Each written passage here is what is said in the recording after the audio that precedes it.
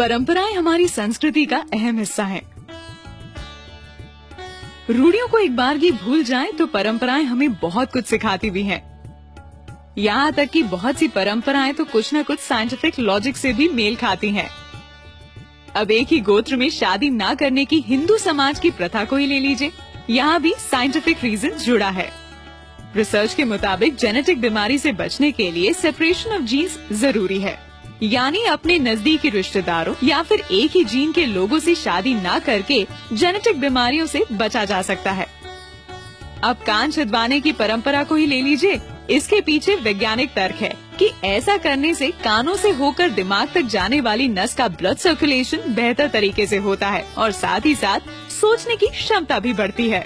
माथे पर तिलक लगाए शख्स को देखकर आपके दिमाग में पूजा पाठ करने वाले इंसान की इमेज बन जाती है, लेकिन इस पर विज्ञान कुछ और ही कहता है। दोनों आँखों के बीच आज्ञा चक्र होता है, जहाँ तिलक लगाने से कंसंट्रेशन बढ़ता है। कहा जाता है कि तिलक लगाते समय उंगली या अंगूठे के दबाव से माथे तक जाने वाली नसों का ब्लड सर्कुलेशन भी बेहतर हो जाता है। अब बात करते हैं जमीन पर बैठकर खाना खाने की। दरअसल पालथी मारकर बैठना एक तरह का योगासन है। इससे मन शांत रहता है और डाइजेशन दुरुस्त बना रहता है।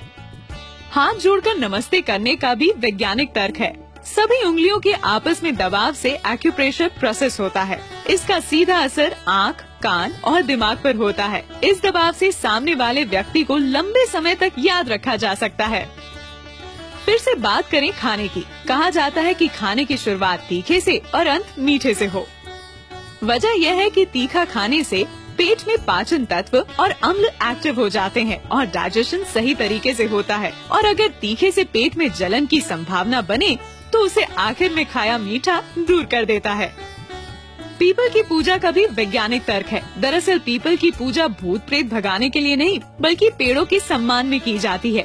पीपल एकमात्र ऐसा पेड़ है जो रात में भी ऑक्सीजन देता है, जिससे इसकी इम्पोर्टेंस और भी बढ़ जाती है। हिंदू धर्म में विवाहित महिला सिंदूर तो लगाती है, लेकिन शायद इसके पीछे की वैज्ञानिक वजह जानती है। दरअसल सिंदूर में हल्दी, चूना और मर्करी होता है। इन तीनों का कॉम्बिनेशन बॉडी में ब्लड सर्कुलेशन को कंट्रोल करता है। चोटी रखने के पीछे भी कुछ ऐसा ही तर्क है। जिस जगह पर चोटी रखी जाती है वहाँ दिमाग की सारी नसें आकर मिलती हैं, जिससे दिमाग शांत रहता है और गुस्सा नहीं आता। साथ ही सोचने समझने की क्षमता भी बढ़ती है। ये थे कुछ लॉजिक जो बताते हैं कि परंपराएं यूं ही बस निभाने के लिए नहीं है। परंपराओं के पीछे छुपे साइंटिफिक लॉजिक समझ लिए जाएं तो फिर उनका दिल से पालन तय ही मानिए। दैनिक भास्कर.com की रिपोर्ट।